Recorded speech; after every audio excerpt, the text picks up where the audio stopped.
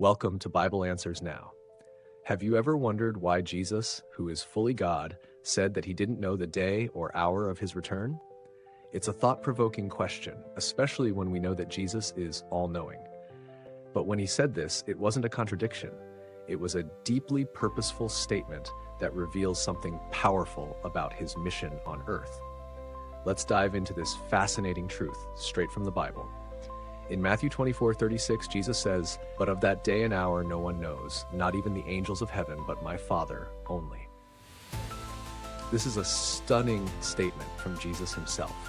The disciples were eager to know when the end of the world would come. But Jesus clearly sets a boundary only God the Father knows. Now, Jesus didn't say this because he lacked knowledge. He said this because in his earthly life, he had voluntarily chosen to limit his access to certain aspects of divine knowledge. Philippians 2:6-7 tells us that Jesus, although in the form of God, did not consider it robbery to be equal with God, but made himself of no reputation, taking the form of a bondservant and coming in the likeness of men. This verse speaks to the incredible humility of Jesus. While he was fully God, he chose not to exercise all the privileges of divinity. This wasn't a denial of his deity, but a deliberate act of self-limitation. Imagine that. Jesus, the creator of the universe, voluntarily stepped into human limitations to fully experience life as we do. This is the essence of the incarnation, the Word becoming flesh. So when Jesus says he doesn't know the day or hour, he is affirming that during his time on earth, he was walking in full submission to the will of the Father. His purpose was to fulfill the mission given to him, not to speculate about the timeline of the future. This limitation, however, doesn't make Jesus less divine. It highlights his willingness to take on our human experience fully, including the mystery of when the end would come. Now you might wonder, why does it matter? Why did Jesus even bring it up? Well, Jesus wasn't just giving us a theological lesson about his divinity. He was teaching us an important lesson about readiness.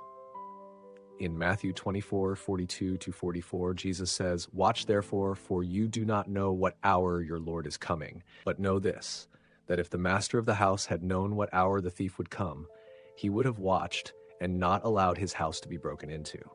Therefore you also be ready, for the Son of Man is coming at an hour you do not expect." This is where the core of Jesus' message comes into play. He is emphasizing that the unknown timing of his return should not lead us to idle speculation, but to vigilant preparedness. The unknown doesn't mean we should fear or be anxious. It means we must live in constant readiness, living out the principles of the kingdom with urgency and anticipation. Theologically, this teaches us that Jesus, though fully God, embraced the role of the obedient Son, submitting to the Father's will, even in matters he didn't personally know.